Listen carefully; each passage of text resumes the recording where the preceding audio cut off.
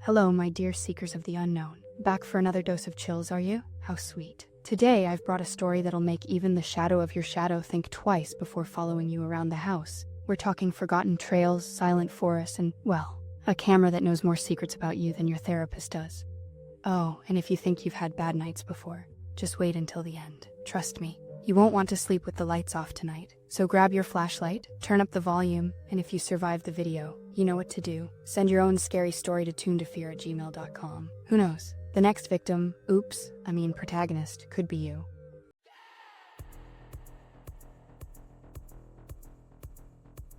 Last vacation, I decided to do something different. I was tired of the routine, so I set out to explore a trail near Asheville. It wasn't very well known, which is exactly what drew me to it. It was supposed to be a peaceful adventure, just me and my old analog camera, the one that belonged to my grandfather. I thought it would be perfect for taking some unique shots. Art, solitude. It seemed romantic, almost poetic. I didn't tell anyone where I was going. I thought to myself, it's a safe trail, what could go wrong? And to be honest, I didn't want anyone asking me why I needed some time alone. In hindsight, it was probably the worst decision I've ever made. When I got there, it looked like a dream. The trail was surrounded by towering trees, with sunlight streaming through the leaves, creating golden patterns on the ground. It was so quiet that the only sounds were my footsteps and the distant chirping of birds. I took some amazing photos, and to my surprise, the old camera worked perfectly. Capturing those moments felt almost magical. Around 4 in the afternoon, I found the perfect spot to camp, a small clearing with dry leaves covering the ground, and the last rays of sunlight touching the tallest branches. I pitched my tent and sat there, enjoying the silence. Up until then, everything seemed normal. But as I was taking in the scenery, I started to feel like someone was watching me. I looked around. Nothing. No signs of other people. No footprints. Nothing out of place. I tried to convince myself it was just in my head. When night fell, the atmosphere changed. I can't explain exactly what happened, but the birds suddenly stopped chirping. Even the wind seemed hesitant to rustle the leaves. It was a silence so heavy I could almost hear it. I forced myself to ignore it. I crawled into the tent, wrapped myself in my sleeping bag, and closed my eyes. Eventually, I must have fallen asleep. But that's when things got really strange. I woke up in the middle of the night to a sound. It was like someone stepping on dry leaves right near the tent. I froze, holding my breath and straining to listen. It was hard to tell what it was, but the sound didn't feel natural. My mind tried to rationalize.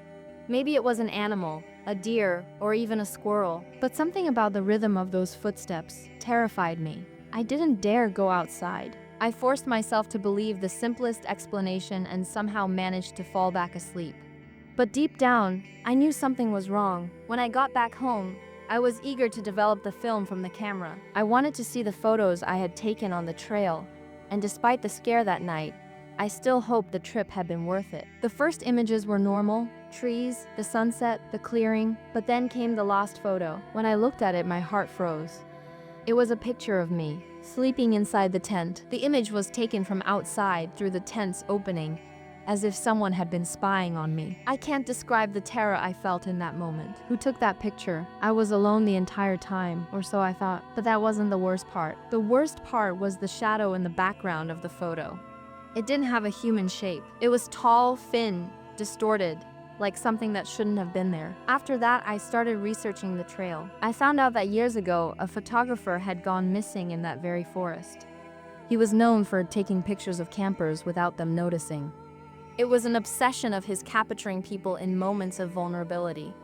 One day, he simply vanished, and many believe he got lost and died there. But what if he didn't die? Or worse, what if something made him stay?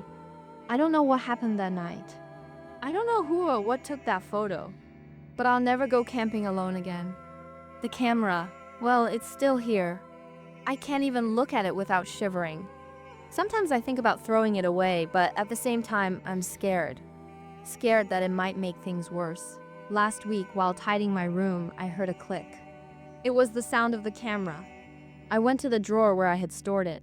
It was off, but when I opened the film compartment, there was a roll inside, partially exposed. I didn't touch it. I just closed the drawer and walked away. But at night, while trying to sleep, I felt like something was in my room. I can't explain it, but ever since then, I feel like the camera doesn't want to be left behind. It was supposed to be a relaxing weekend, just the 5 of us. Me, my sister Diane, and our longtime friends, Sarah, Beth, and Lisa. We chose a cabin near the forest in North Woods, a retreat surrounded by dense vegetation and the quiet we always sought. It wasn't our first time renting that place, but that night, everything felt different. The air was colder than expected for that time of year, and the wind carried an eerie sound, like agitated whispers among the trees. It brought with it a damp, heavy smell, as if something old and forgotten was buried beneath those roots. After a light dinner and a few glasses of wine, we decided to follow our tradition, lighting a campfire outside. We always shared scary stories to laugh about later. It was our little ritual, a game to prove none of us really took these things seriously. Beth was in the middle of a story. I think it was about a haunted house, when we heard a noise coming from the trail. A dry crack, like a branch snapping, but louder, almost deliberate. "It's just an animal," I said, trying to sound calm, but the silence that followed was nearly unbearable. Then we saw a shadow approaching. It wasn't an animal, it was a man. He appeared out of nowhere, walking slowly, dragging his feet, and stopped at the edge of the firelight. He wore an old jacket, faded jeans, and worn-out boots. But what stood out the most was his face, thin, with eyes so sunken they looked like holes. The kind of face you never forget. "Mind if I sit for a bit?" he asked, his voice low, almost monotone. Something about him made the air around feel heavier, like the night itself had held its breath. No one said anything for a moment, as if we were all waiting for someone to wake us from this strange moment. Beth, always friendly, was the first to respond. "Sure, go ahead." He sat down on a log near the fire, so close I wondered how he didn't feel too hot. The silence returned, but this time it was more suffocating. After a long, uncomfortable pause, he began to speak, with no introduction or explanation. "Do you like real stories?" he asked, looking directly at each of us. Diane laughed, trying to ease the tension. "Of course, we've already heard plenty of fake ones tonight." He started telling his tales. The first story was about someone waking up in the middle of the night to knocking at their window. But when they looked, they realized the window was on the 3rd floor, and no one could possibly be there. The second was about a man who disappeared on a trail, much like the one that brought us to the cabin. Every detail felt eerily familiar, and the unease in our group grew. But it was the last story that sent chills down my spine. He described a group of friends gathered around a campfire on a night just like that one. He said that after they met a stranger, things began to happen. I wanted to ask how it ended, but the way he looked at me, straight into my eyes, froze me. It was as if he knew I didn't really want to hear the ending. When he finished the last story, he stood up, so quickly that we almost didn't notice. He looked at each of us, lingering for just a few seconds on each face. Then he said, "The night is just getting started. I hope you're ready." Before anyone could respond, he disappeared into the darkness, following the trail he'd come from. The silence around the fire felt deeper now, almost oppressive. Sarah tried to break the tension with a joke. "He could have at least told us who he was before leaving like that." But Diane, always observant, shattered the moment with a chilling question. "Did you notice he didn't leave any footprints?" We all fell silent. She was right. The ground around the fire was damp, and our footprints were clearly visible. But where he had been sitting, there was nothing. No marks, no trace that anyone had been there. After that, everything changed. The campfire, which had been burning steadily, began to die down rapidly, even with fresh wood. The wind stopped, and the forest around us became so quiet, we could hear our own breathing. Lisa was the first to suggest we go back inside the cabin, and we all agreed immediately. But as we extinguished the fire, Diane stopped and looked toward the trail, squinting her eyes. "Did you hear that?" she whispered. I didn't want to look, but I did anyway. I thought I saw something moving in the darkness, but it was too far away to be sure. We hurried back into the cabin, locked the door, and checked all the windows. Even together, we felt like something was wrong. The silence inside the cabin was as oppressive as it was outside. We tried to talk and laugh, but every sound, the wind against the windows, the creaking of the wood, felt magnified. And then, the footsteps started. At first, we thought we were imagining things. The sound was faint, irregular, like something limping along the trail, moving back and forth. Sarah tried to rationalize, "We're just paranoid after everything." But the sound continued, persistent.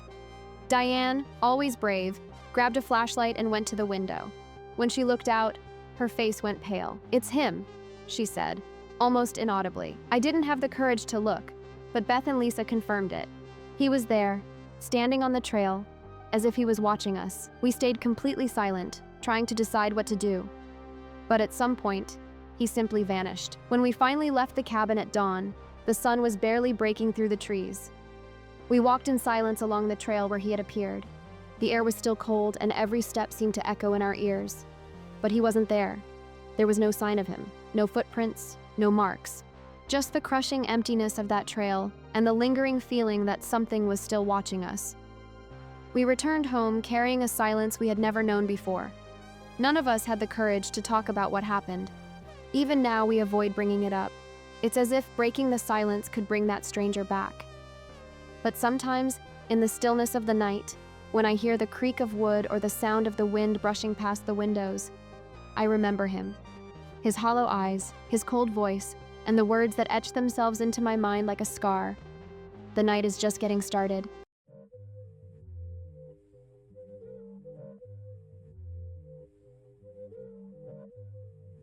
It's hard to put this story into words, but I have to try. My name is Alan. I live in Louisville, Kentucky, and this story happened to me a few years ago. It all started with a silly idea. A weekend camping trip. My younger brother Sam and two friends, Ethan and Mike, decided to get away from the city and unplug for a bit. We chose Red River Gorge, an incredible place full of trails and breathtaking views. The kind of place that makes you feel alive, like the world is bigger than you could ever imagine. We arrived on a Friday afternoon and set up our tents in a secluded clearing, far from the noisy campers. Mike joked about how quiet it was, and we laughed, but he wasn't wrong. It was too quiet. It wasn't just the usual stillness of a remote area, it was something heavier, stifling, as if the air itself were holding on to every sound before it could spread. At the time, it stuck in my mind, but I ignored it. The silence was heavy, almost as if it were waiting for something. The first night was peaceful, or almost. I woke up in the middle of the night to a strange sound, like soft footsteps on the dirt, as if someone were trying not to be heard. I stayed completely still for a few seconds, listening. The footsteps were uneven, but there was something odd about them, like whoever it was hesitating. I grabbed my flashlight and peeked outside the tent. For a moment, I thought I saw something moving near the trees, shadows darting erratically. But when the light hit the area, there was nothing there. The wind was still, the leaves motionless. It was like even the forest was holding its breath. The next morning, Sam mentioned he'd heard something too, but Ethan and Mike just laughed at us. They said we were being paranoid, that the isolation was messing with our heads. But later, when we explored the trail, we found small, barefoot footprints in the damp dirt near the creek. They didn't make sense. They started in the middle of the trail and ended just as abruptly, as if whoever left them had vanished into thin air. We stood there, trying to make sense of it, until Ethan cracked a joke to break the tension. We tried to laugh it off, but none of us felt at ease. It felt like something was there, just waiting for the right moment. The second day seemed normal until night fell. After dinner, we gathered around the campfire, telling stories and having a few drinks.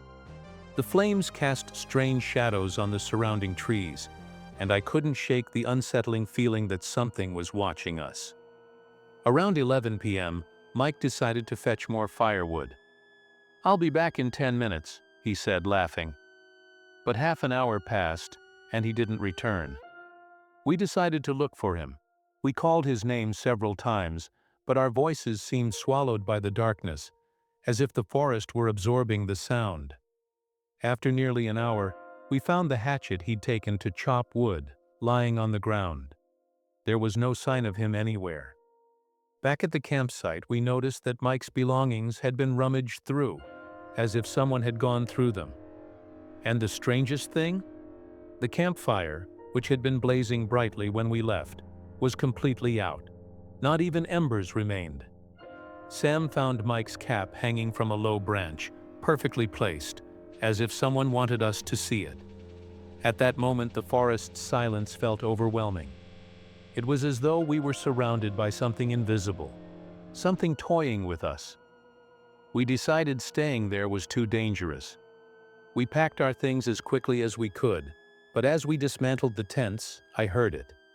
At first it was faint, almost imperceptible, but there was a voice, a whisper coming from the trees, repeating something I could barely make out. "Don't go!" I froze, and Sam looked at me, his eyes wide. He'd heard it too. Ethan, trying to mask his unease, found Mike's notebook lying near the trail. He opened it, and the last pages were covered in frantic scribbles. Crisscrossed lines, drawings of eyes, and strange figures, as if he'd been trying to rid himself of something he couldn't stop seeing. Amid all the chaos, one phrase was written over and over again, pressed so hard it tore the paper in places. "They are here. Don't look. Don't look." No one said a word after that. Sam was trembling so much I thought he might collapse. We decided to follow the trail back to the road, but it felt like it never ended. It was like we were walking in circles. Every turn looked the same. Every tree seemed to be watching us. The forest was holding us, and there was nothing we could do. After hours of walking, we finally found a way out. The relief was immediate, but it didn't last. We never saw Mike again. Of course, we called the police. They searched for days, but eventually said he probably got lost and disappeared. Cases like that were common in the area, but I knew that wasn't it. To this day, whenever I hear the name Red River Gorge, I feel a chill run down my spine. It's not just the silence that haunts me, it's what hides within it. It wasn't an absence of sound, it was a presence. Something that was there, watching, waiting, something that took Mike. So, tell me, what did you think of this story? Just another tale to entertain you? Or will you be sleeping with the lights on tonight? Honestly, I'd bet your courage is draining faster than your phone's battery. But hey, no judgment here, everyone has fears, right? Me, for example. I'm afraid of people who don't leave a like, don't comment, or don't share these stories with their friends. Before you log off, do me a favor, will you? Subscribe to the channel. Hit that bell icon and make sure you don't miss any new stories. After all, nothing beats sharing this spooky vibe with fellow fear enthusiasts, right? Oh, and while you're sitting there wondering about the shadow that may or may not be behind you right now, remember, what truly scares us isn't what we can see. It's what's in the darkness, waiting for the right moment to show itself. See you next time, if there is a next time.